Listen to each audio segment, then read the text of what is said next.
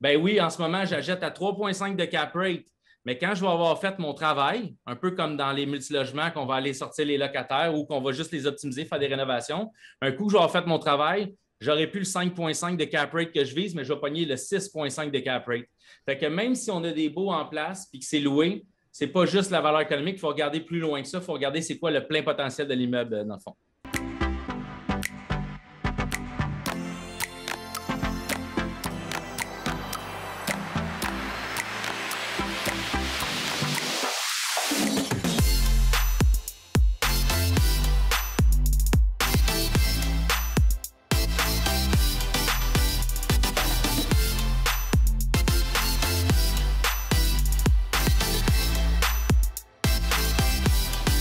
Merci d'être à l'heure pour ceux et celles qui sont présents parmi nous. Donc, comme on le mentionnait, si vous êtes en mesure d'ouvrir votre caméra, ouvrez-le. Ou si on veut vraiment favoriser la discussion puis le partage, c'est vraiment pour ceux qui sont à leur première fois sur le Café PMML aussi, bien, bienvenue. J'explique comment ça fonctionne. C'est vraiment un format mastermind. Aussi, on a deux invités, deux courtiers immobiliers commerciaux chez PMML, Laurent Paquin et Mélissa Jacob. Ce soir, on va parler d'immobilier commercial, immobilier industriel, plus précisément. Puis, si vous voulez participer, cliquez sur le bouton réaction en bas, levez votre main, puis vous allez avoir la chance de poser vos questions aussi, d'interagir. Si vous avez des commentaires aussi, vous êtes les bienvenus. On favorise vraiment les commentaires puis les questions à micro ouvert, à caméra ouverte aussi. Et que le plus possible, on essaie d'éviter les questions dans le chat. Donc, sans plus tarder, je vais introduire nos invités. On a Laurent Paquin et Mélissa Jacob aussi qui ont développé une belle business dans l'immobilier commercial dans le Grand Montréal aussi, un petit peu plus précisément sur la rive sud de Montréal. Mélissa et Laurent sont très, très connaissants au niveau de l'industriel aussi. Donc, ce soir, on va discuter de comment réussir en immobilier industriel. Donc, je vous invite à poser vos questions, que ce soit par rapport aux tendances du marché, par rapport aux relations acheteurs-vendeurs, par rapport à comment tirer son épingle du jeu dans une transaction industrielle. Laurent et Mélissa sont là. Donc, Mélissa, Laurent, je laisse la parole. Merci, Gabriel. Bonjour à tous. Donc, petite entrée de jeu, aujourd'hui, on va parler des baux industriels, des taux de location dans l'industriel. On va parler aussi des équipements, parce que dans l'industriel, il y a plusieurs équipements qui vont venir affecter directement la valeur de l'immeuble. Puis, on va aussi à la fin finir avec des trucs et des astuces de pro pour les propriétaires comme vous, pour être sûr que vos baux soient blindés et que vous avez bien loué vos locaux. Avant de commencer, j'aimerais savoir, est-ce qu'il y a des propriétaires ici qui détiennent déjà des immeubles industriels à main levée? Est-ce qu'il y en a parmi vous qui détenaient déjà des immeubles industriels? À date, je ne vois pas personne dans l'audience qui détient des immeubles industriels. Il y a Luigi qui va bientôt en avoir un, de ce que j'ai cru comprendre. Exactement. Donc, c'est toutes je crois que vous êtes toutes des personnes qui pensaient peut-être éventuellement en acquérir prochainement. Est-ce que c'est le cas? À main levée, d'abord, on va aller vers cette direction-là. Oui, Luigi. Patrick Lebreu, Chouanière. Oui. Monsieur Chouanière. Monsieur Chouanière aussi. Y a-t-il d'autres personnes qui pensent acquérir des immeubles dans les prochains temps dans l'industriel? On va peut-être vous donner le goût ce soir. Parfait. C'est bon à savoir. OK, parfait. Fait qu'on va commencer plus dans les détails sur les types de baux dans l'industriel. Je te laisse la parole, Laurent. Merci. Fait que, on va commencer avec les baux industriels. Je vais juste mettre quelque chose quand même au clair. Dans l'industriel, les baux qu'on va voir dans 95 du temps, c'est des bails triple net. Les bails triple net qu'on appelle aussi des bails hyper nets, c'est des bails qui ont été carrément inventés pour l'industriel. Donc, pour ceux qui connaissent moins là, les bails nets, double net, triple net, un bail triple net, c'est toutes les dépenses sont à la charge du locataire, sauf deux affaires, le toit et la structure. Donc, tout ce qui est taxe municipale, taxe scolaire, assurance, déneigement, pelouse, c'est tout aux frais des locataires. Puis dans le triple net, c'est tout ce qui s'occupe de tout. Fait que s'il y a une toilette qui va briser, s'il arrive à être bouché, n'importe quoi, c'est eux qui s'en occupent, contrairement à tout ce qui est là, le multirésidentiel. C'est pourquoi que souvent, on voit qu'il y a beaucoup d'investisseurs qui s'en vont dans l'industriel parce qu'il y a moins de gestion à cause des bails triple net. Fait que c'est le bail là, vraiment qui est le plus populaire là, dans l'industriel. Surtout, gênez-vous pas si vous avez des questions par rapport au sujet qu'on aborde. Là, on est là pour ça. Fait que je vous dis, gênez-vous vraiment pas, levez la main, puis on va vous donner la parole. Dans le fond, moi, je vais vous parler un petit peu les facteurs qui influencent là, les valeurs d'un immeuble industriel. Bien entendu, il va y avoir le secteur. Si c'est sur l'île de Montréal, si c'est Première Couronne, Rive-Sud, Rive-Nord, tout ça, ça va influencer le prix de la location des immeubles industriels. Et l'autre chose, c'est l'auteur libre de l'immeuble. Donc, quand on parle d'auteur libre, on va parler de la clairance. Sur le marché des investisseurs, on divise par 3 catégories. Donc, on a le 18 pieds et moins d'auteur libre, on a le 18 à 24 pieds d'auteur libre et on a le 24 pieds et plus. Les loyers nets là, moyens pour le 18 pieds et moins, on parle de 7,90 $ le pied carré. 3,45 de loyer additionnel pour un bail brut aux alentours de 11,35 le pied carré. Pour le 18 à 24 pieds, le loyer net moyen est de 8,40 $ le pied carré. Loyer additionnel, 4 $ le pied carré, pardon. Et pour un loyer brut aux alentours de 12,40 $ le pied carré. Puis le 24 pieds et plus, le loyer net moyen est de 9,60 $ le pied carré. Un loyer additionnel de 4,75 pour un brut de 14,35 $ le pied carré. Les montants que je viens de vous donner, c'est les montants moyens pour le Grand Montréal et pour la Première Couronne. Donc, c'est ce qu'on voit là, présentement dans l'industriel. Bien entendu, l'auteur libre est en demande pour l'entreposage avec tout ce qui est commande Internet et tout ça, là, les entreprises sont vraiment en demande pour tout ce qui est entreposage puis avoir une très belle hauteur là, pour ça. Oui, puis un fait intéressant qu'on a remarqué, on analyse beaucoup les chiffres des bails, puis on a remarqué que les loyers additionnels augmentent, puis quand même un bon pourcentage. Là, mais ça a dit, pour le 18 pieds et moins, le loyer additionnel il est à 3,45 la moyenne. Puis pour un 24 pieds et plus, il est à 4,75. Fait qu'on voit vraiment, puis vu que c'est un bail triple net, toutes les charges sont aux frais des locataires. Fait que c'est vraiment là, la réserve structurelle ici, qui est une normalisation des dépenses qui vient impacter ça, le loyer additionnel. Et quand même, là, on parle de plus que 25 % de différence avec un immeuble de 18 pieds et moins. Fait que ça, je trouvais que c'est un fait intéressant. Les autres facteurs qui vont influencer le prix directement d'un immeuble industriel, c'est vraiment les équipements qu'il y a d'inclus dans l'immeuble. Quand on parle d'équipement ici, on va parler du nombre de portes planchers qu'il y a dans l'immeuble avec la hauteur de ces portes-là. On va parler du nombre de quais de chargement que détient l'immeuble. C'est super important de ce temps-ci. Là, on a beaucoup d'immeubles qui n'en détiennent pas. Fait que là, on va regarder c'est quoi les possibilités de pouvoir rajouter des quais de chargement. On va regarder ensuite de ça s'il y a des ponts roulants. Dans l'industriel, des ponts roulants, c'est quand même assez important. Il y a plusieurs types de ponts roulants. On a des 1 tonne, 2 tonnes, 5 tonnes, 10 tonnes, 15 tonnes. Il y a même des grosses compagnies qu'on va voir souvent dans l'acier, dans l'industriel lourd, qui vont avoir 2 15 tonnes qui peuvent venir se rejoindre pour pouvoir lever des charges jusqu'à 30 tonnes. Fait que ça, c'est de l'équipement là, qui vient avoir un impact directement sur les valeurs des immeubles. Puis aussi les entrées électriques. Les entrées électriques, on parle plus de, souvent, c'est du 600 volts. Mais on peut aller, des grosses places qu'on a visitées, c'était du 2000 ampères.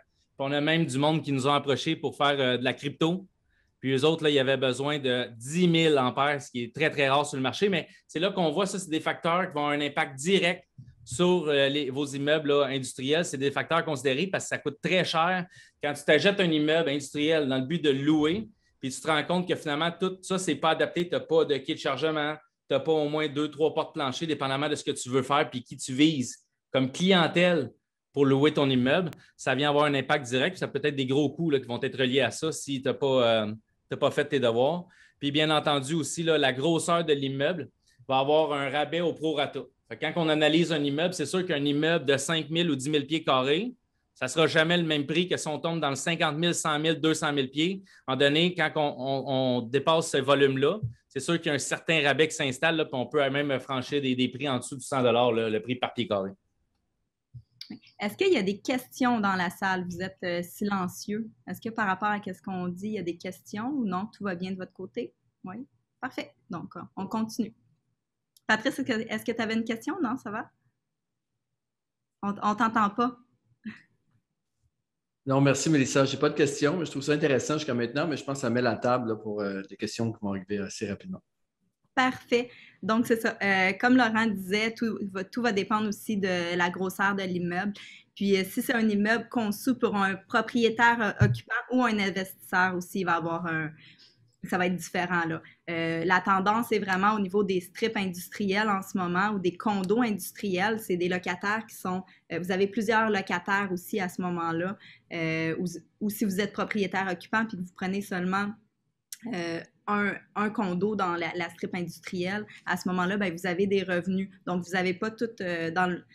Vous avez plusieurs revenus, c'est pas seulement un propriétaire, fait qu'à ce moment-là, vous avez...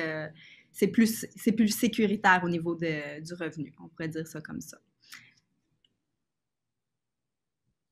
Puis, ce que Mélissa a dit, c'est super important parce qu'ici, on le sait, là, le monde qui suit beaucoup PMML, c'est beaucoup d'investisseurs. On sait qu'il y a plus d'investisseurs ici dans la salle qui s'intéressent à l'industriel parce que la demande est très forte. Puis, il y a plus d'investisseurs, ce que je veux dire, que de propriétaires occupants. Les investisseurs vont chercher tout le temps des strips industriels. Là, c'est en ce moment, strip industriel entre 1500 et 3000 pieds du condo industriel, la demande est très, très forte. Les cap rates, là, on en sort en dessous de 5 %. Sur l'île de Montréal, là, on a vu le dernier trimestre, les statistiques pour les cap rates, ils variaient entre 3,5 et 5,5. Fait qu'on voit que ça joue beaucoup, dépendamment de l'âge de l'immeuble, dépendamment, il y a plusieurs facteurs là, qui vont rentrer, mais aussi les baux qui ont été mis en place. Est-ce que c'est des baux sur du long terme? Est-ce qu'il y a des options de renouvellement? Est-ce qu'il y a une bonne indexation? Si on va en parler plus tard, mais c'est pour ça que Mélissa a dit ça, c'est parce que dans l'industriel, les investisseurs, ils cherchent vraiment des strips industriels, des condos industriels. Oui, on a énormément de demandes pour ça là, présentement. Présentement, là, il y a un peu plus de 4 millions de pieds carrés en construction pour les immeubles industriels dans le Grand Montréal. C'est un record, franchement. Mais la demande pour ce type de produit explose en même temps. Donc, le taux de disponibilité, là, il est rendu à 1,5 % présentement, contrairement en 2018 qui était à 5 %. Donc, il n'y a pas beaucoup de disponibilité, il y a une rareté sur le marché. Là. Oui, Anthony, tu as une question? Oui, dans le fond, je vais juste revenir un peu sur les chiffres du départ. Je trouvais ça super intéressant, puis c'est un super beau sujet aujourd'hui. Merci à vous d'avoir amené ça. Donc, tu sais, quand vous parliez des hauteurs libres, je pense qu'il y a vraiment quelque chose à regarder là-dedans, parce que ce qui est intéressant, c'est en termes de rareté sur le marché, tu sais, vous l'avez dit, il y a vraiment une rareté, là. Puis on voit vraiment que les 24 et plus, il n'y en a pas beaucoup non plus, qui fait monter le prix aussi. Il y a beaucoup de petites manufactures à Montréal en bas disons, le 18 pieds ou 20 pieds qui vont faire peut-être du linge ou des petits entreposages, etc. Mais il y a très, très peu d'immeubles qui ont été construits au-dessus des 24 pieds. Puis ce qu'on regarde, c'est, à part de la manufacture lourde, il y a peut-être 30 ans, ça n'existait pas, le 24 pieds et plus. Parce qu'en termes de last mile delivery ou de storage puis de distribution, on n'avait pas les besoins de stocker aussi haut, tout simplement. Donc, maintenant, je vois qu'il y en a beaucoup plus. Je voulais avoir votre avis un peu là-dessus. Qu'est-ce que vous voyez dans les différences, les vieux versus nouveaux immeubles? C'est quoi comme que vous voyez plus souvent maintenant que ce qu'on voyait peut-être moins avant, que ce soit au niveau des docks ou peu importe les... Super bon point, Anthony. C'est vrai, c'est exactement ce que tu dis. By the way, pour ceux qui ne le savent pas ici, Anthony il est courtier immobilier commercial chez PML aussi. Puis Anthony aussi fait de l'industriel. C'est pour ça qu'il est très d'actualité. C'est très vrai. L'industriel, avant, c'était très rare qu'on dépassait le 24 pieds. Souvent, quand on voyait du 24 pieds et plus, c'était pour des entreprises qui étaient dans le métal. C'était de l'industriel lourd qui avait ce besoin-là, mais c'est vrai que c'était très rare. Maintenant, dû à l'entreposage, on se rend compte que le pied carré industriel en ce moment au Québec, pour des terrains, est très, très, très, très rare. C'est, pour vrai, essayer d'en trouver en ce moment sur le marché, il n'y en a presque pas. Fait que le prix a augmenté au prix par pied carré. Donc, dans ce temps-là, le monde veut densifier la construction qu'ils vont aller faire sur le terrain. Fait qu'on va essayer d'aller construire le plus haut possible. C'est de l'entreposage qu'ils vont mettre, là. Fait que c'est comme les Amazones de ce monde puis tout ça. Ils veulent optimiser le pied carré, disons-le comme ça. OK. On est rendu, si vous avez acheté un immeuble et qu'il y a déjà un locataire en place, là, il y a des points vraiment importants à vérifier aussi, puis ça vient avoir un impact directement sur la valeur de l'immeuble. On va parler premièrement de la durée du bail. Si vous voulez acheter un immeuble en tant qu'investissement, puis que vous regardez le bail en place, c'est un 5 ans avec une autre option de 5 ans, le bail, des fois, là, on le voit souvent dans le marché, là, c'est un bail préférentiel qu'on appelle. soit que ça appartient à un membre de la famille, soit que c'est un locataire que le client veut protéger. On va le voir tout de suite, le bail il est half price du marché. Le bail il a été publié juste avant la vente. Ça, il faut faire attention à ça parce qu'en tant qu'investisseur, si vous regardez juste le prix au pied carré de l'immeuble, vous direz ça fait du sens, c'est un beau placement de produit, il y a des docks de livraison, il y a des portes, puis vous avez juste vu le bail en place, puis vous dites je vais pouvoir le bumper. Non, c'est pas de même que ça marche. Il va absolument falloir, s'il est publié, que vous respectiez le bail. Fait que ça, c'est un point super important. Il va falloir regarder, comme je disais, les options de renouvellement. Quand il y a des options de renouvellement qui est publié, il va falloir les respecter. Bien sûr, quand je dis publié, là, c'est au registre foncier. On fait un petit tour au registre foncier, on regarde si le bail est publié, on va le voir tout de suite. Après ça, on regarde les indexations qui sont prévues à toutes les années. L'indexation, c'est l'augmentation. J'ai vu, dans certains cas, la moyenne, là, disons-le comme ça, la moyenne, c'est entre 2 et 4. Okay? Souvent, le monde va y aller avec l'IPC, qui est l'indexation du coût de la vie au Canada. Mais j'ai vu des bails qui étaient des 3 aux 5 ans. Fait que si le deal n'est pas incroyable en ce moment, puis que c'est sous-loué, autrement dit, ce n'est pas loué assez cher, bien, dites-vous que ça ne va pas aller en s'améliorant. Fait que ça, il faut faire vraiment attention. On en voit des de même, puis le monde il pense que c'est un bon deal, mais il faut regarder plus large un peu. Puis bien entendu, les prix. Là. On regarde des fois les prix au pied carré, encore une fois. C'est parce que c'est le même qu'on va évaluer, nous autres, les immeubles industriels. On a soit, quand c'est un propriétaire occupant, on va y aller avec un prix par pied carré, parce que là, on n'a pas vraiment de revenus. Ou, si c'est un immeuble qui est déjà loué, on va y aller avec les revenus. Puis même encore là, il faut aller plus loin que ça. Parce que si on se fie juste aux revenus, les revenus ils ne reflètent pas le marché. Puis qu'en plus, les bails ne sont pas publiés, autrement dit, on peut sortir le locataire dans une période de 12 mois suivant la transaction, bien, c'est là qu'on va voir, OK, là, il loue ça 6 piastres du pied. Le marché, présentement, il est 9,50. Bien oui, en ce moment, j'achète à 3,5 de cap rate. Mais quand je vais avoir fait mon travail, un peu comme dans les multilogements, qu'on va aller sortir les locataires ou qu'on va juste les optimiser, faire des rénovations, un coup que je vais avoir fait mon travail, j'aurais plus le 5,5 de cap rate que je vise, mais je vais pogner le 6,5 de cap rate. Fait que même si on a des baux en place et que c'est loué, ce n'est pas juste la valeur économique, il faut regarder plus loin que ça, il faut regarder c'est quoi le plein potentiel de l'immeuble, dans le fond. Dans le fond, ce que Laurent parle présentement, là, c'est bon pour tous les immeubles commerciaux, pas juste pour l'industriel. Là. Tout ce qui est commerce de détail, bureau aussi, c'est des points à faire attention. Oui, Patrice? Moi, j'ai une question. Exemple, quelqu'un qui commence là, puis comme on peut voir ce soir-ci, la majorité des gens dans le Zoom là, en ce moment ne sont pas nécessairement des propriétaires d'industriels. Mais entendre partout, l'industriel, c'est hot, c'est en demande. Puis là, on a vu les stats en début de Zoom, puis on se rend compte qu'en effet, les prix ont vraiment augmenté. Mais comment je trouve un immeuble là, qui a du sens? Là? Ce n'est pas nécessairement le deal du siècle, là, mais comment je peux acheter? Par où je commence? C'est quoi je regarde? C'est quoi qu'il faut regarder? Tu sais, on le sait, là, mettons, je reconnais beaucoup de gens dans la salle ici qui ont déjà dans le multilogement. Et je me demande, qu'est-ce qu'on peut faire pour pouvoir trouver, c'est quoi les 4 ou 5 points importants de regarder? Okay. La première des premières étapes, c'est aller sur www.pmml.ca. Ça, c'est la première étape. Bonne réponse, je l'aime bien. Ensuite, okay. Quand on regarde des immeubles, là, qu'est-ce qu'on peut voir? C'est quoi qu'on regarde là? Exemple, on le sait dans le multilogement, on va regarder les revenus, on va regarder bien sûr l'emplacement, la croissance qu'on peut faire, est-ce qu'on peut couper dans le gaz, dans l'électricité, comme on a Jean-François ce soir avec nous, Jean-François Picard, puis ça a développé une expertise, mais dans l'industriel, là, qu'est-ce qu'on regarde et comment on peut trouver? Puis je ne suis pas une balle de coup, j'essaie de vous lancer, là, mais non, je l'aime. J'adore ta question. Qu'est-ce qu'on regarde? OK, la première étape, c'est regarder les cap rates. OK? Tout le monde travaille avec les cap rates dans l'industriel. Puis, comme je disais tantôt, ce n'est pas juste se fier au cap rate. On va regarder l'immeuble en tant que tel. Premièrement, pour un investisseur, comme je disais tantôt, des strips industriels, c'est vraiment, puis des petites, tu sais qu'il y a. Le propriétaire va te dire, ou tu vas le savoir nécessairement, mettons, quand tu es première couronne ou sur l'île directement, il y a des listes d'attente présentement pour louer ça.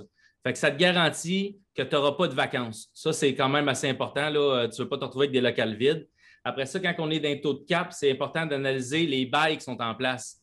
Si toi, tu connais ton marché, à force de regarder des immeubles tout le temps, tu vas te rendre compte, puis ce qui est alloué aussi, c'est important de suivre les marchés, suivre les rapports PMML. Tu vas te rendre compte que tel immeuble il est loué. Les prix sont écrits là, sur tous les sites d'industriel à vendre, les prix sont écrits de combien que c'est loué l'immeuble présentement, c'est quoi les revenus.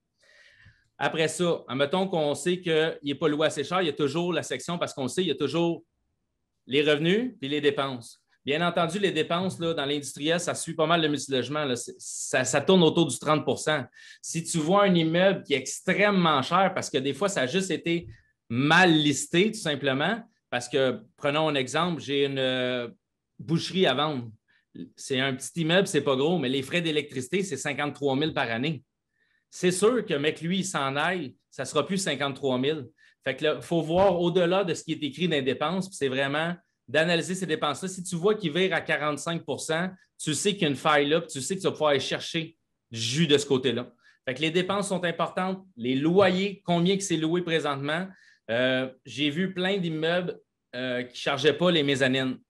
C'est correct. Mais Laurent, à quel endroit qu'on commence? C'est quoi les secteurs les plus chauds présentement? Honnêtement, là, Rive-Sud, Montréal, puis Rive-Nord, c'est chaud partout. Honnêtement, il y a plus. Moi, je connais très bien mon marché sur la Rive-Sud. Sur la Rive-Sud, les permis d'entreposage, les villes ne donnent plus de permis d'entreposage entre Beauharnois et Varennes. Fait que tous ceux qui ont ça, en ce moment, c'est une denrée rare, ça vaut très cher. Puis encore là, on peut voir plus loin. Quand on va estimer un immeuble, j'ai un propriétaire qui vient me voir, il a un 13 000 pieds, mais qui est assis sur un 60 000 pieds. Des fois, le monde n'en tient pas compte, mais ça a une valeur incroyable parce qu'une compagnie qui commence dans l'industriel, elle veut se garder de la place pour pouvoir, si un jour la business va bien, pouvoir agrandir. Elle ne veut pas avoir à se relocaliser. Des fois, dans l'industriel, les coûts d'amélioration locative pour t'installer sont très chers. Fait que tu ne veux pas avoir à te déplacer. Donc, ça, c'est un autre point là, qui est important, là, vérifier le terrain parce que les terrains industriels, c'est une denrée rare présentement. Puis des fois, le prix de l'immeuble va être listé en fonction seulement de l'immeuble, puis ils ne tiennent pas assez compte du terrain, mais c'est une denrée rare qui va avoir, au fil des années, beaucoup d'influence, puis qui va être vraiment profitable pour un investisseur. Donc, un coup qu'on a établi l'emplacement, là, fait que là, tu dis, mettons, dans ton secteur que tu travailles bien, là, ça Rive-Sud, là, ouais. y a-tu des endroits chauds? C'est où que tu dirais demain matin, là, ça, c'est une place qu'il ne faut pas manquer? Honnêtement, là, Brossard, Longueuil, Saint-Hubert, Boucherville, Candiac, toutes ces villes-là, c'est bon. Si on s'éloigne un peu, ils viennent d'en libérer. Les villes, en ce moment, ce qu'ils font, c'est qu'il y a tellement une pénurie qu'il y a beaucoup de villes, Varennes le fait, Valleyfield le fait, Drummondville, Saint-Hyacinthe. Il y a plein de villes en ce moment qui libèrent des terrains industriels. Ils mettent des conditions très serrées, par contre. Ce n'est pas pour que vous et moi, investisseurs, y allent les chercher puis ils revendent ça. Donner un exemple, les prix de terrains industriels, je vais peut-être en parler un peu à la fin. En ce moment, il oscille entre 18 et 23 $ le prix par pied carré, dépendamment de la grosseur puis plein de facteurs. Les villes ont libéré ces terrains-là entre 3,50 puis 4,50. Mais tu dois construire dans le prochain 6 mois, 1 an. Tu dois absolument construire sur 25 % du terrain minimum. Fait que tu ne peux pas arriver et planter juste une petite affaire sur le terrain. Il y a plein de facteurs, mais c'est pour vous montrer à quel point qu'il n'y en a plus de terrain industriel. Fait que pour un investisseur qui veut spotter de l'industriel, tenez-vous dans un strip industriel, ça va être bon, là, garanti pour les prochaines années. Puis, comment faire pour voir ces terrains-là qui se développent ou qui se remettent sur le marché? Il faut suivre ça où? Honnêtement, c'est les villes, ils libèrent. Ce n'est pas affiché sur des sites à vendre. C'est vraiment chaque ville. Il y a malheureusement beaucoup de lobbyistes derrière ça. Il faut être plugué un peu avec les conseillers municipaux et les maires des villes, mais c'est quand même, peut-être que si on rechercherait un peu, peut-être que, d'après moi, ils sont obligés de les afficher dans les journaux, puis probablement sur leur site de la ville, là, sur les réseaux sociaux aussi. Mais pour quelqu'un ici qui n'est pas un investisseur, mais qui est plus un propriétaire occupant, ça peut être une super bonne option. Je comprends. Gabriel, tu as une question pour nous? Oui, je veux juste mentionner, tu sais, nous, à l'interne chez PML, on a eu des discussions, puis un projet aussi qu'on est en train de mettre sur pied aussi, puis qu'on a déjà commencé à faire, c'est de spotter, dans le fond, tout ce qui se passe au niveau des municipalités dans les secteurs chauds par rapport aux PPC-moi qui sont déposés, puis d'anticiper les demandes aussi, puis d'anticiper les zones qui sont susceptibles éventuellement, tu sais, d'avoir un changement d'usage aussi de terrain pour pouvoir, tu sais, justement, que notre équipe, les courtiers, puissent communiquer avec ces propriétaires-là aussi, puis éventuellement faire des mises en marché, des terrains, que ce soit des futurs terrains industriels, des futurs terrains zonés commerciales, multirésidentiels aussi, de prendre une longueur d'avance par rapport à ça, puis sortir l'inventaire sur le stock aussi. Fait qu'on se fait devoir pour ça. Vraiment, c'est un bon point. Puis justement, j'en parlais avec David Paradis, qui est courtier chez PML, qui fait beaucoup de terrain. Puis il disait que les hotspots en ce moment, pour répondre un peu à ce que tu disais tantôt, Patrice, sur la rive sud, bien, on s'éloigne, là, on est plus dans le centre du Québec. Mais Saint-Hyacinthe et surtout Drummondville est une ville à surveiller. Elle va devenir un peu la plaque tournante de l'industriel entre Montréal et Québec. Là. C'est des discussions qu'on a, puis c'est un marché qu'on surveille beaucoup de ce temps-ci. Il y a Félix. Est-ce que ça répondait à vos questions, Patrice et Gabriel, c'était plus de l'information? J'ai plein d'autres questions, mais je vais garder pour plus tard. Je vais laisser Félix poser la sienne. Tu veux poser ta question? Oui, bonsoir. Moi, j'habite près d'un parc industriel qui est en développement. Donc, pour l'instant, là, ça serait prochainement, ça va être plus du terrain qui va être disponible. Fait que ça serait. Le but, ça serait de construire un immeuble sur le terrain. Vous conseillez quoi comme démarche avant, là, faire une étude de marché par rapport aux industries qui veulent s'établir dans le secteur, aller parler avec la ville, voir s'ils ont des listes d'attente, des choses comme ça? Ou... C'est dans quelle ville, ça? Moi, malheureusement, je ne suis pas dans les secteurs chauds là, de Montréal. Là. Moi, je suis à Baie-Saint-Paul, dans Charlevoix. Puis le parc industriel de Saint-Urbain là, est en train de doubler de grosseur. Là. OK. Mais honnêtement, c'est sûr, là, ouais, Baie-Saint-Paul, on est quand même plus loin. Mais définitivement, l'industriel, là, c'est-tu des gros terrains qui vont. C'est-tu la ville qui bat le terrain ou c'est des propriétaires qui ont ça présentement? Je pense que la ville a acheté. C'est ça, la ville a acheté parce que mon beau-père, il les a déjà vendu des terrains. Là. Lui, il a beaucoup de terre à Saint-Urbain. Puis il m'avait parlé de ça là, à un moment donné, quand je regardais pour investir. Il avait dit, tu devrais aller voir un tel, il vend sa terre, puis d'après moi, la ville vont y en acheter à peu près la moitié pour développer. Puis finalement, j'ai décidé de m'en tenir au multirésidentiel. Puis en tout cas, le bonhomme, il avait l'œil parce que c'est exactement ce qu'ils ont fait. Puis là, j'ai fait comme shit, j'aurais dû l'écouter. Mais là, c'est ça, là, je regarde un petit peu parce que c'est proche. Mes immeubles à moi, je trouve qu'ils sont loin. Là, que je fais beaucoup de routes. Puis la gestion à distance, en partenariat, des fois, c'est pas toujours. On n'a pas toujours la même éthique de travail. Là, fait que ça peut être un petit peu frustrant par bout. Fait que là, j'aimerais ça avoir quelque chose de plus près de chez moi. Là. Moi, tu voulais-tu parler, Patrice? En fait, ce que Félix vit en ce moment, je trouve ça tellement d'actualité. La raison de ça, c'est que je trouve que c'est deux choses qui sont importantes présentement pour réussir dans l'immobilier.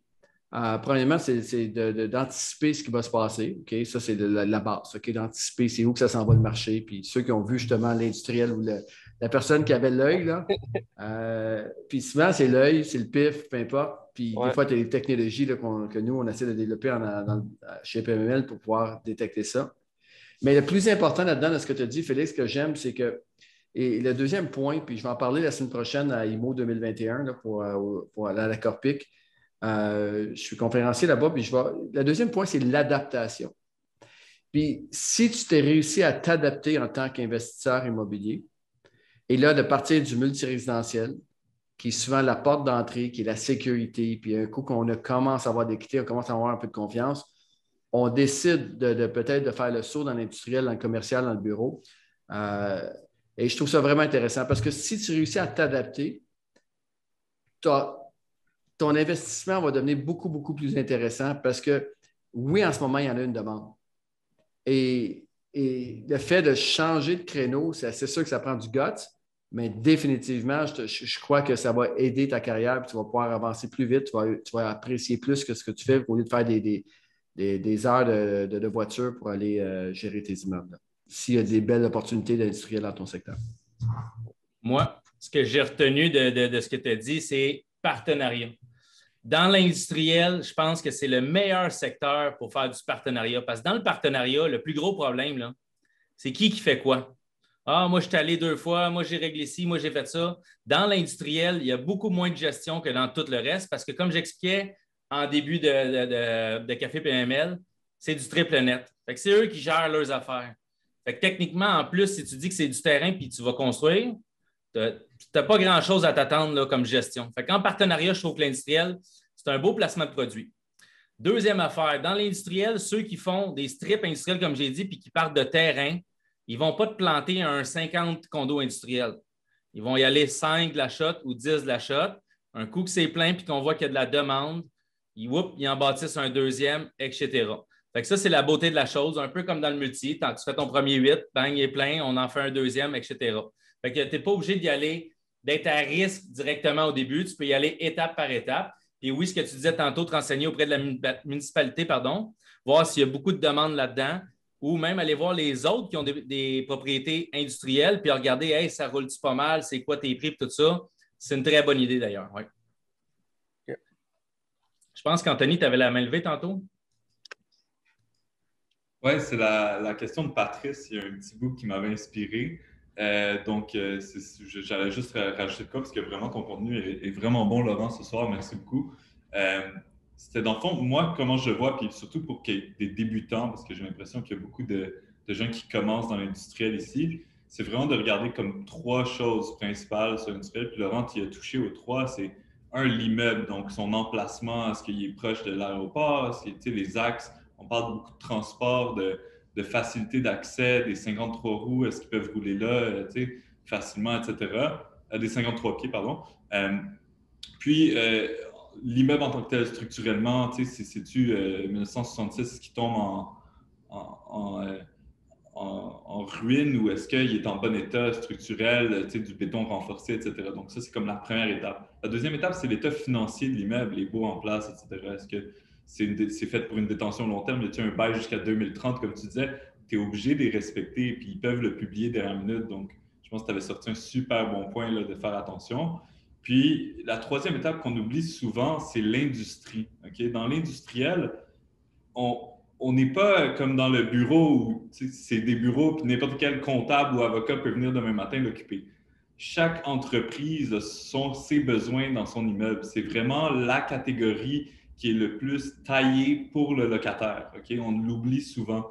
Quand on regarde dans le multilogement, un logement, c'est un logement. Les bureaux, c'est des bureaux. L'industriel, par exemple, une bâtisse à l'autre, c'est nuit et jour, là, complètement différent. Donc, est-ce que l'immeuble que j'achète, l'industrie qui s'y installe ou l'industrie qui est faite pour cet immeuble, est-ce que c'est une industrie qui va être là dans 5 ans? Est-ce que c'est une industrie qui va bien? Est-ce que je vais avoir de la facilité à trouver un locataire? Est-ce que mon locataire, c'est une industrie qui est mourante ou pas? Donc, c'est toutes des questions que souvent on oublie en industriel, mais qu'il faut se poser.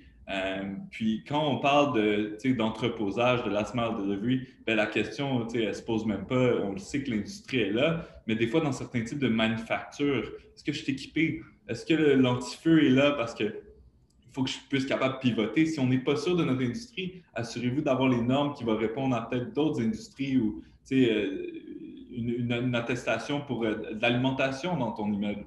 Il y a toutes sortes de choses à regarder. Donc, juste s'assurer de regarder ce dernier volet-là que je voulais mentionner, qui est vraiment le type d'industrie qui va être propre dans notre immeuble. C'est mon petit 2 cents. Ben, c'est un super bon point. Puis tu as dit quelque chose au début, justement, Anthony, que je parlais dernièrement avec Mélissa, on parlait de ça. Les axes routiers. On l'a vu, tout l'ouest de Montréal a explosé. Pourquoi? Parce que c'est proche de Toronto. On est proche des lignes. Fait qu'en ce moment, ça a explosé. Tout l'ouest de Montréal, là, il n'y en a plus de terrain. Essayez pas d'en trouver. Là. Après ça, ça s'est éloigné. Là. On est plus loin que Valleyfield. Puis après ça, on peut prévoir aussi que Contrecœur, ça va arriver la même affaire. Il y a le port qui s'en vient à Contrecœur. Essayez pas d'avoir des terrains industriels à Contrecœur. C'est un propriétaire qui les a tous. Il n'a pas l'intention de les vendre. Mais bon, autour, ça va se développer, veut pas. On peut envisager que Sorel aussi va éventuellement pouvoir profiter de ça. Parce que aussi, on est proche aussi là, des lignes. Là, on s'enligne directement sur la 30, après ça sur la 15. Fait que je pense aussi que l'Est, c'est le prochain spot là, qui va être développé. Là, parce qu'en ce moment, vers l'Ouest, ça s'est fait beaucoup. Il va falloir, comme tu dis, surveiller à cause des axes routiers, l'Est aussi prochainement. Je voyais dans le chat Luigi qui parlait par rapport aux terrains qui sont disponibles dans les parcs industriels. Je ne sais pas si tu voulais élaborer un petit peu, Luigi. C'est parce que tantôt, là, il disait que la ville avait des terrains, ils sont tous vendus. J'ai été voir, ou sinon, il y aurait. Valleyfield, ça? Non, tantôt, il parlait de. Varennes? C'était-tu Saint-Urbain? C'était quoi la municipalité qui disait? Ouais, OK, tu parles de Félix? Oui, Félix. Charlevoix. Il y avait effectivement des terrains à vendre, mais c'est tout vendu. C'est tout vendu, OK. Tu as vu Mais ça sur le site de la ville, direct? Oui, mais il va y avoir une autre phase. Il faut rester à l'affût. Ouais. Il doit avoir des critères. Ce n'est pas tout le monde qui peut acheter parce qu'ils mettent ça, comme je disais tantôt, à des super bons prix. Mais c'est vraiment pour aider les entrepreneurs, les gens du coin. Ce n'est pas nécessairement pour qu'on puisse acheter puis faire des strips industriels. Là. Il y a beaucoup de critères à surveiller. Là, on est loin, là, fait que je ne sais pas si c'est le même procédé, mais je sais qu'ici, c'est comme ça. Là. Okay. Hey Luigi, tu viens de faire une belle leçon à tout le monde. Là. Ouais. Sincèrement, là, aujourd'hui, là, on n'a plus d'excuses. Là. Avec l'information qui est disponible rapidement, pendant qu'on parlait, mais Luigi était déjà en train sur le site de la ville, en train de regarder ce qui avait été vendu ou ce qui restait disponible. Fait que, le terrain, ça bouge très vite. Là. Ouais. Si c'est une bonne idée de bâtir, tout le monde y pense. Là, mais c'est l'ouest de la ville, ce n'est pas des secrets. Peut-être très proche des frontières, il peut rester un peu de terrain. Mais c'est dur. Oui, Contrecœur, tout ça, j'ai été voir Contrecœur, Saint-Antoine, Saint-Roch. Mais c'est encore un long shot, hein, parce que c'est tranquille là-bas, pareil. Mais ça a doublé. Ouais. Contrecœur, le propriétaire qui les a toutes, pour vous donner une idée, il a refusé 15$ du pied. Fait que c'est des gros prix. Puis personne n'aurait pensé ça. Moi, j'avais des investisseurs qui me disaient Laurent, trouve-moi donc du terrain en Contrecœur pendant qu'il y ait 3-4$ avant qu'il jump à 10. Non, c'est fini, ça. Ça fait déjà longtemps. Fait que si vous avez accès à du terrain, j'ai des appels à tous les jours. C'est rendu qu'il y a tellement plus de disponibilité que ceux qui cherchent, ils vont envoyer un message à tous les courtiers parce que s'ils travaillent avec juste un, ça va être dur. Il n'y en a plus de terrain. Fait que si vous n'avez sauté là-dessus, honnêtement, appelez-nous. On va être en mesure de faire quelque chose de très bon avec ça. Là. Ça, c'est garanti. Puis il y avait quelque chose, je l'ai parlé tantôt quand je parlais des équipements, puis je sais qu'Anthony, il y avait de quoi de popper là-dessus. Anthony, tu avais fait affaire avec un propriétaire qui avait développé quelque chose, je pense, je ne sais pas si tu es en mesure d'en parler pour les dog doors quand il n'y en a pas. Lui, il s'est installé quelque chose en dedans pour pouvoir corriger ce problème-là aussi. Ça, je trouve que c'est une belle option, ça.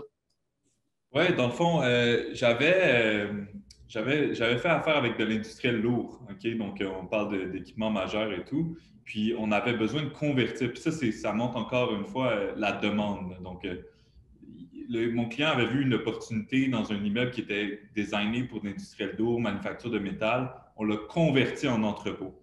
Puis là, si vous y allez en ce moment, là, je ne pense même pas qu'on voit le fond de l'immeuble ou même pas le toit, là, tellement il y a de storage en ce moment. Là. On l'a loué, tout est fait. Mais pour les docks de chargement, il n'y en avait pas. Ce n'est pas nécessaire dans les industries de métal. Donc, c'était des portes au sol. Donc, ce qu'on a fait, c'est qu'on a installé des rampes en U. On a fait une autre porte carrément. Il y a de l'investissement qui a été mis majeur pour même un locataire. Puis, c'est juste pour vous donner une idée aussi à quel point il y a une pénurie en ce moment. Puis les locataires et les propriétaires dans certains domaines sont prêts à aller faire un chemin qui serait plus long qu'autrement il aurait pris. Donc, ils sont prêts à faire l'exception, sont prêts à faire les travaux nécessaires, sont prêts à convertir, sont prêts à s'installer un peu plus loin, sont prêts à devoir payer des parkings extra à côté pour leurs employés quand l'immeuble n'est pas optimal, sont prêts à faire ces démarches-là de plus tellement il y a une pénurie et un besoin. Fait qu'encore là, on a converti un immeuble qui avait peut-être un usage où l'industrie n'était pas plus autant présente à Montréal. Hein. Puis, on l'a mis en entreposage. Puis, ce qui est drôle, c'est qu'il y avait un local voisin qui était identique. Finalement, on a trouvé quelqu'un qui faisait du coffrage là, pour nos gros projets de développement, là, justement. Donc, je pense que ça, c'est une des industries d'acier qui est encore très présente. Donc, il y en a encore qui louent, mais l'entreposage, c'est très fort. Wow, très hot. Donc, dans le fond, les locataires les immeubles là, en fonction de leurs besoins parce qu'ils ne trouvent rien sur le marché qui correspond Fait que, juste pour vous montrer la pénurie en ce moment, là, l'industriel est en demande. Good. Mélissa, les trucs des propriétaires qu'on veut vous donner si vous lancez dans l'industriel, des petits points importants. Oui, donc pour louer, on vous conseille vraiment de louer, dans le fond, triple net. Aussi, là, étant donné que c'est des immeubles industriels, on comprendra que les locataires, dans le fond, sont susceptibles, dans le fond, de contaminer votre terrain. Donc, c'est très important de vous assurer d'avoir fait un test environnemental qui va démontrer que votre terrain n'est pas contaminé avant la location. Puis, un coup que la location est terminée, à ce moment-là, votre locataire devra faire un test environnemental à ses frais pour montrer, dans le fond, que lui, il n'a pas contaminé le terrain. Parce qu'il faut toujours garder en tête que si le terrain est contaminé, puis que vous venez pour vendre votre immeuble, à ce moment-là, ça va impacter la vente. Vous allez devoir faire sûrement une décontamination du terrain, puis là, ça va être à vos frais à vous. Il y a possibilité aussi qu'il ait contaminé les terrains alentours, donc à ce moment-là, il y a risque de poursuite pour vous. Si votre locataire a montré qu'il n'a pas contaminé le terrain, à ce moment-là, ben, vous êtes blindé pour venir louer à quelqu'un d'autre là, par la suite. Il y a aussi de prendre une caution personnelle là, lors d'une location. Oui, puis si je peux faire un petit point là aussi, justement, sur ce que Mélissa disait, on est dans un dossier présentement. Dans l'industriel, quand on vend un immeuble industriel, présentement, le ministère de l'Environnement, il surveille beaucoup, OK? Ils sont tannés des terrains contaminés, que ça passe sous le radar.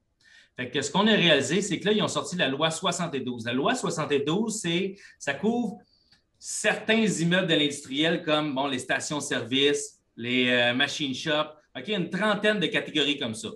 Si tu vends ta machine shop à un autre gars qui va utiliser le même usage, c'est correct. Il va y avoir un phase 1, phase 2, mais je veux dire, ça va s'arrêter là. Puis la phase 2, ce n'est pas garanti, ça va être juste si c'est recommandé à la phase 1. Mais par contre, s'il y a un changement de destination de l'immeuble, là, on rentre dans un autre procédé qu'il faut qu'il y ait une attestation. C'est quand même toutes les compagnies là, qui s'occupent des tests environnementaux qui s'occupent de ça, mais il y a des frais de plus pour ça. Mais après ça, il faut faire une attestation comme quoi que les problèmes y ont été réglés. Puis s'il y a une contamination qui est détectée, quand ils vont faire, là, by the way, là, juste l'expliquer, phase 1, c'est une étude historique des lieux. Okay? Ils vont faire des demandes au ministère de l'Environnement, ils vont faire des demandes à la municipalité, ils vont aller le plus loin en arrière pour connaître le passé de l'immeuble, s'il y avait des tanks au mazout, est-ce qu'il était dans le sol, hors sol, OK? Ils creusent très loin. Si suite à ça, ils disent que, OK, on veut aller en phase 2, il y a des risques potentiels, ça peut être des contaminations qui sont faites sur le sol, mais ça peut être aussi par les immeubles voisins. Si ton voisin il est susceptible à avoir fait une contamination, puis ça se retrouve dans les eaux souterraines, ils vont demander d'aller en phase 2, qui sont les carottes. Ils vont venir sur le site, puis dépendamment du sujet, puis qu'est-ce qu'ils veulent vérifier, ils vont avoir un nombre de carottes différentes, ce qui va venir changer le prix d'une phase 2. Puis bien entendu, quand on a un problème là, dans les carottes qui ont trouvé des contaminants, là, on va en phase 3 si on veut tout régler tout. Puis encore là, on pourra en parler longtemps, là, mais dans les phases 2, dépendamment de qu'est-ce qu'on veut construire, je veux dire, demain matin, il y a des classifications. Si demain matin, moi, je veux faire un industriel sur tel site, ça peut passer. Mais si je veux faire un multilogement, ça ne passera pas parce qu'il y a du monde qui habite sur ce site-là 24 heures sur 24. Fait que les contaminants ne sont pas bons pour un multilogement, il faudrait décontaminer plus. Mais si on veut aller faire un industriel, ça passe. Fait que ça, c'est des affaires à vérifier. Puis avec la loi 72, c'est important, là, vous appelez des compagnies environnementales, ils vont vous le dire tout de suite si l'immeuble est assujetti à la loi 72. Puis honnêtement, là, ça vient de changer les coûts, là, ça vient de changer la donne. Si surtout il faut aller en phase 3, là, tout le monde le sait, c'est des coûts très, très chers de faire décontaminer un terrain. Pour continuer sur... Je peux t'interrompre 2 petites minutes, c'est ça. Puis les phases environnementales, comme Laurent l'expliquait là, à l'instant, c'est pas nécessairement l'acheteur ou le vendeur qui va l'exiger, c'est vraiment la banque au niveau du financement qui vont l'exiger. Puis souvent, ils vont demander que le test environnemental ait été fait dans la dernière année, des fois les 2 dernières années, mais il faut que ça soit très, très, très récent. Leur exigence est très pointue là-dessus. Excuse-moi, Laurent, tu peux continuer. Hey, non, c'est bon, très bon point. Puis un autre bon point que je peux rajouter tant qu'à y être, si vous faites dire, moi, je vais mettre à vendre bientôt, je vais faire mes tests environnementaux tout de suite, faites attention à quelle compagnie vous allez prendre. Quelqu'un qui vient, il veut acheter votre immeuble industriel. il veut financer propriétaire occupant. Les critères sont différents, là, mais admettons qu'il finance comme BDC, c'est un exemple que je donne de même, peu importe ce qu'il va, vous passez avec un courtier hypothécaire PMML. Le financement, ce n'est pas toutes les compagnies qui sont, comment je pourrais dire ça, je cherche mes mots. Accréditées, merci Mélissa. Ce n'est pas toutes les compagnies qui sont accréditées à cause de leur assurance responsabilité. Fait que faites attention à qui vous faites affaire parce que vous ne voulez pas avoir à le refaire. Fait que ça prend, généralement, les banques vont vouloir une compagnie qui fait les tests environnementaux qui a une assurance responsabilité de plus de 2 millions. Fait que ça, c'est aussi quelque chose qui est important de vérifier. Fait qu'on continue. Mélissa avait dit prenez une hypothèque, une caution personnelle de vos locataires. Super bon point. Vous pouvez aussi aller avec une hypothèque mobilière. Souvent, ils ont de l'équipement qui vaut cher. Ça peut vous garantir bien des dommages. Là, on le voit parce que le monde, ils disent dans le commercial, le locataire, il ne paye pas, il n'y a pas de régie, tu le kick-out, merci, bonsoir. Mais ce n'est pas vraiment de même que ça marche. Là. Tu vas rentrer dans des démarches d'avocat, etc. Puis ça peut être long. Fait que si tu es bien backé, tu as des cautions personnelles, des hypothèques immobilières, ça pourrait être un bon point. Un autre partie qui est bon à faire, qui est un peu le due diligence de vous autres en tant que propriétaire, avant de louer, vous devez faire une vérification au registraire des entreprises. Vérifier, ça fait combien de temps que cette compagnie-là est en affaires. C'est une nouvelle compagnie parce que la personne change tout le temps de Inc. ou la compagnie est en affaires depuis 20 ans. Ça, c'est sûr que ça a un impact, il faut le vérifier. On peut aller vérifier aussi, faire une enquête de crédit au commercial. Il y a des compagnies qui font ça. Ça varie entre 100 et 150 $. Ça peut être bon à faire. Si la compagnie est en affaires depuis longtemps, bien entendu, là, si c'est une ligne qui existe depuis 1 an, là, cassez-vous pas la tête, ça ne vaut pas vraiment la peine de faire ça. Vous êtes mieux y aller avec une caution personnelle pour faire une enquête de crédit au personnel à ce niveau-là. Assurez-vous d'avoir aussi dans vos baux là, une bonne indexation annuelle. J'en ai parlé tantôt. L'IPC, c'est bon, mais s'il y a des mauvaises années, là, on est dans des très bonnes années. Là, cette année, l'IPC va être autour de 4 %. Ça va être très bon pour les propriétaires, mais les autres années, on ne les contrôle pas. Fait que vous pouvez y aller avec du 3 % ou l'IPC, mais minimum 3 %. Il y a des manières de se blinder vis-à-vis de ça. Avoir des baux, faits par des avocats et des notaires, on le sait, c'est des avocats qui font ça. Nous, les courtiers, on en lit à tous les jours. On peut vous orienter. On en a des baux on en voit de toutes les couleurs. Là. Faites sur des napkins, faites sur des bails de la régie du logement. Petit point ici, super important, la régie du logement n'a aucun rapport dans le commercial. S'il ne paye pas, dis pas on va t'amener à la régie. Il n'y a aucune régie du logement commercial. C'est le bail qui prévaut en premier. Puis si ce n'est pas mentionné au bail, c'est le code civil ensuite. Il n'y a aucune régie, fait que ça serait avec les avocats. Puis, bien entendu, là, utiliser les services d'un courtier immobilier, là, c'est comme je vous disais tantôt, on lit des petits beaux cours, puis on en lit de 150 pages avec des grosses multinationales. Il y en a, là, je pense à Florian Leterrier, qui est un courtier PMML qui est spécialisé en location très, très fort. C'est le genre de courtier que vous voulez avoir dans vos transactions là, quand ça vient le temps de louer vos locaux. As-tu des questions vis-à-vis de ça? Ou des commentaires? Désolé, mais j'aimerais ça si Mélissa pourrait répéter là, les chiffres au début. Là, elle avait été super vite, mais c'était vraiment pertinent. Désolée, je vais répéter plus lentement, Luigi, cette fois-ci. Donc, on parlait dans le fond des hauteurs libres de 18 pieds et moins. Le loyer net est de, ça c'est la moyenne dans le fond, 7,90 $ le pied carré, avec le loyer additionnel de 3,45 $ pour un revenu brut de 11,35 pour une location brute de 11,35 le pied carré. Pour l'hauteur libre de 18 à 24 pieds, loyer net moyen 8,40 $ le pied carré, 4 $ de loyer additionnel pour un total d'un revenu brut de 12,40 $ le pied carré. Et 24 pieds et plus, on a un loyer net moyen de 9,60 $ le pied carré, avec un loyer additionnel de 4,75 puis pour le revenu brut, 14,35 $. Si je peux me permettre, Luigi, ça, c'est les statistiques globales du Grand Montréal, comme il se disait, Montréal, Première Couronne, Laval, tout ça. C'est sûr que là-dedans, il y a tout. Un immeuble de 1500, 2000, 5000, 10 000 pieds, c'est sûr qu'il va être beaucoup plus cher qu'un immeuble de 100 000 pieds. Fait que oui, il y en a des immeubles de 100 000, 200 000 pieds qui ne sont pas nécessairement des immeubles pour monsieur, madame, tout le monde, on va se le dire, qui viennent un peu changer ces statistiques-là. Fait que pour un investisseur qui va travailler plus dans le condo industriel ou des bâtiments industriels de 5 000, 10 000 pieds, tu peux monter un peu ces chiffres-là définitivement. Là. Parce que quand on est rendu dans le 100 000 pieds, etc., c'est sûr que là, on baisse les prix quand même pas mal. Ben, pas mal, un bon pourcentage. Il y a un rabais au pied carré, dans le fond, qui s'installe. Puis tantôt, tu parlais des terrains. Là, tu disais en moyenne, les terrains, ils jouaient autour de quoi? En ce moment, là, on parle de 18 à 23, 24 $. Ça dépend où, ça dépend de la grosseur, mais même la grosseur, les multinationales, ils veulent s'installer ici, ils sont prêts à payer cher. J'ai gardé des petits chiffres pour ça là, à la fin. Ben, je peux les dire vite, dans le fond. Il y a eu des grosses transactions qu'il y a eu dans le fond cette année. Là, puis j'avais un exemple là, à Laval, il y avait Holidev qui avait acheté un terrain de 420 000 pieds. Fait que tu te dis, wow, c'est un gros terrain. Ils ont payé ça 23 $ le prix par pied carré. C'est énorme, mais c'est à Laval. J'ai une autre transaction qui était Union Street Holding à Vaudreuil-Dorion, 550 000 pieds. Fait que c'est des gros pieds qui étaient à 18 $ le prix par pied carré. Ça, c'est des transactions là, qui ont eu lieu là, après le deuxième trimestre. Puis, bon, on avait Investissement Canfab qui avait acheté un 200 000 pieds à Saint-Bruno, 20,63. Fait que, tu sais, à 18, tu es dans le pas cher.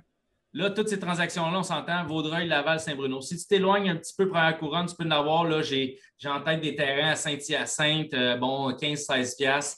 Puis le monde là, qui connaissent bien ce secteur d'activité-là, ils vont dire que ça n'a pas de bon sens, mais c'est ça les prix. Essaye pas de trouver en bas de 15-16 $ là, dans la première couronne, puis même deuxième couronne, là, c'est très dur à trouver. Puis si tu rapetisses les terrains, ça va être encore plus cher. Je ne serais pas surpris que quelqu'un demain, il m'en dit à 25-26, ça pourrait arriver. Là. C'est parce que tantôt, tu as mentionné quelque chose si les gens ne l'ont pas compris, là, la vraie valeur cachée, c'est les bâtiments qui sont trop minuscules par rapport aux terrains surdimensionnés. Quelqu'un qui trouve ça, il peut avoir l'opportunité de faire une expansion terrible ou même tout jeter à terre puis aller en hauteur, chercher le fameux 24-30 pieds. Exactement, Luigi. Vraiment. Tu sais, on le voit, là, des fois, le monde, il regarde des fois le prix par pied carré. Tu sais, dans l'industriel, ça ne se faisait pas avant lister à 200 $ du prix par pied carré. Toronto, c'est Anthony qui on jasait de ça l'autre jour. À Toronto, c'est rendu 300 la moyenne de prix par pied carré. Je n'ai vu sortir à 390 sur l'île de Montréal il y a 2 semaines. Fait que c'est plus juste le pied carré de l'immeuble. Il faut prendre tout en considération. Il faut prendre la rareté du produit, les équipements qu'on a parlé tantôt, puis sur quel terrain c'est assis. Parce que si tu as un 10 000 pieds assis sur un 40 000 pieds, c'est plus la même game. Tu sais, c'est des petits chiffres, mais après ça, il y a des exemples bien plus concrets. Comme on disait justement, un 10 000 assis sur un 60, même un 90 000 pieds. C'est là qu'il y a des petits trésors cachés des fois.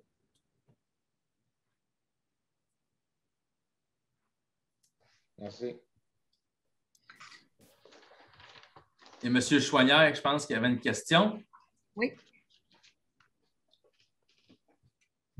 Je suis peut-être en avance, mais comment que le financement fonctionne pour ce type d'actifs-là? Dans le fond, pour l'industriel, présentement, on a-tu un courtier hypothécaire PMML dans la salle? Ça serait... Je ne sais pas si Sandra fait de l'industriel, Sandra? Ou... On n'a pas un industriel présentement, donc. Donc, on va vous laisser répondre. Mais c'est ça, les banques ont beaucoup d'appétit pour l'industriel en ce moment. Peut-être que tu peux parler un petit peu des chiffres, Laurent, là, mais... Ouais. Dans le fond, là, le commercial a toujours été... Bon, commercial, quand je dis commercial, retail, commerce de détail, bureau industriel, comme Ilsa a dit, les banques ont beaucoup d'appétit présentement pour l'industriel. Les financements commerciaux, ça a presque toujours été sur du 15 ans. Présentement, les banques sont ouvertes dans l'industriel d'aller sur du 25 ans. Fait que ton cash on cash, il est très différent vu que ça amortit sur plus d'années. Fait que ça, c'est un bel avantage qu'on va trouver. Ensuite de ça, c'est dur de te répondre parce que c'est du cas par cas. Si tu finances ton immeuble propriétaire occupant et que tu as des bons chiffres d'affaires, ton immeuble, tu peux le financer à 100 % avec certaines banques. Autant qu'il y en a d'autres qui vont regarder, c'est toujours avec tes baux en place aussi. Si tu as des baux en place, ils vont y aller le même principe que dans le multilogement, ils vont y aller selon la valeur économique. Puis le gap entre ta valeur économique et ta valeur marchande, c'est toi qui le sors de tes poches.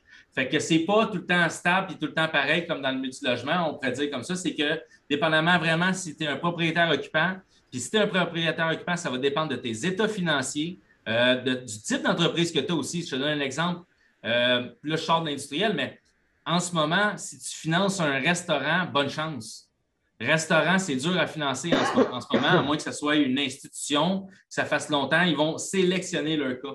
Fait que dans l'industriel aussi, c'est du cas par cas. Ils vont vraiment regarder c'est qui ton locataire, c'est quoi tes revenus, c'est quoi tes dépenses. Ils vont normaliser tes dépenses. C'est le même principe, mais encore là, on te suggère d'avoir un courtier hypothécaire PMML. Brian Fadoul, Christian Pomerleau, François Fauché, c'est tous des experts en financement commercial. Là-dessus, je vais continuer un petit peu sur la même lignée. Est-ce que vraiment, je sais que c'est du cas par cas, mais une structure de base, un peu comme dans le multilogement, mais qui est applicable pour ne pas arriver à vos collègues et je voudrais acheter un immeuble, mais c'est calculé tout croche, puis qu'il y a d'un jambon pour la transaction, pour vraiment avoir l'air sérieux, parce que moi, je regarde peut-être dans mes investissements d'upgrader parce que de passer dans l'industriel parce que je vois que la manne est là. Puis dans mon secteur, je suis pas à Montréal, mais même à Sherbrooke, il y a beaucoup de développement au niveau industriel puis beaucoup de construction de petits strips industriels. La strip industrielle, je pense pour les gens qui sortent justement du multilogement pour s'en aller dans l'industriel. C'est ça, dans l'industriel, les strips industriels, c'est vraiment un bon gauge entre les deux. Puis pour débuter, je pense que c'est vraiment puis pour vous, là, les strips. Excuse-moi, Mélissa. Non, vas-y.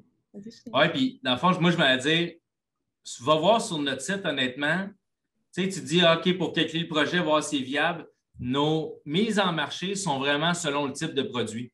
Je t'explique. Quand on va aller normaliser les dépenses sur notre site, ils vont être normalisés selon le type de produit. Fait que si c'est un industriel, bien, les normalisations vont être différentes. On ne verra pas toutes les mêmes. Ça va être réserve structurelle, frais de gestion, puis les taux de vacances. Puis encore là, les taux de vacances, ça se challenge avec les banques. Même principe que la SCHL. Si tu es capable de prouver aux banques que tous les rapports de marché, tout le marché prouve que c'est à 0,08, bien, les banques vont l'accepter, ton 2,25. Puis là, encore là, se référer à un courtier hypothécaire, mais tu n'es pas obligé de tout le temps mettre du 5 %. Fait que oui, tu peux te faire des crunchers toi-même. Je ne sais pas si tu es confortable avec ça pour le commercial, mais vraiment, ça va être différent pour l'industriel parce que, comme je disais tantôt, c'est des bails triple net. Les dépenses sont à charge des locataires. Fait que ce n'est pas tous les mêmes frais qu'on va venir normaliser. Fait que c'est important de suivre ça. Puis sur notre site PMML, vraiment, on met beaucoup d'emphase là-dessus. C'est vraiment du cas par cas. Puis on va y aller selon l'immeuble. Ça va être normalisé selon les dépenses à qui la charge est. En tout cas, c'est vraiment bien fait sur notre site. Tu vas le voir, les normalisations, ils vont varier, mais ça varie à cause des types de baux en place.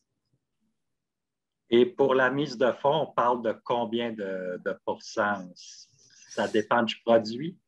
Exact. Ça peut varier entre 25 à 35 %. Puis encore là, je parle en termes d'investissement, là, parce que le propriétaire occupant, c'est totalement différent. Mais c'est ça, ça varie du produit, puis je parle bien de la valeur économique, non de la valeur marchande. Bon, si vous me permettez, merci Pierre-Marc, vraiment apprécié comme question, une très bonne question, parce que le financement, c'est le cœur de l'investissement immobilier, c'est la même chose au niveau de l'industriel. Moi, ce que je propose qu'on puisse clôturer la rencontre, il est présentement 19h58. Un petit mot de la fin, Laurent et Mélissa. Et Gabriel, peut-être de faire un petit rappel de ce qui va se passer la semaine prochaine. Vas-y, Mélissa. Et donc, je vous remercie vraiment de vous être connectés. C'est vraiment le fun de voir qu'il y a des gens qui s'intéressent à l'industriel. J'espère pouvoir avoir des transactions avec vous là, au niveau de peut-être d'acquérir des immeubles industriels. Ça serait le fun. Puis, je vais laisser la parole à Gabriel pour conclure et parler du Café PMML de la semaine prochaine. Laurent, mais ça, je pense que pas mal tout le monde a apprécié. Il n'y a pas beaucoup de propriétaires d'immeubles industriels aussi. Il y a énormément d'intérêt sur le marché. Donc, merci pour votre générosité d'avoir partagé un peu les tendances et aussi vos observations.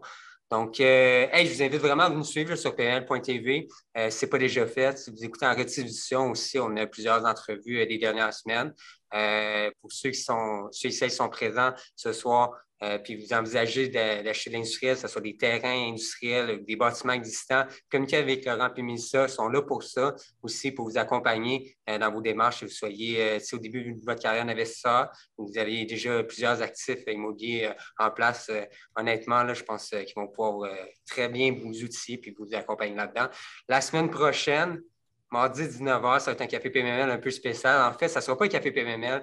Je vous invite à joindre à nous. On va faire le lancement officiel de la nouvelle division de Plex que PML va lancer. Donc, on va faire le lancement. On va pouvoir discuter un peu du marché duplex de 2, 3, 4 et 5 logements aussi. C'est un nouveau produit qu'on va mettre en vente là, sur le marché auprès des propriétaires. Donc, vous êtes la bienvenue. Sur ça, je vous souhaite une belle soirée. Puis, merci d'être présent parmi nous. Ça fait plaisir de vous voir.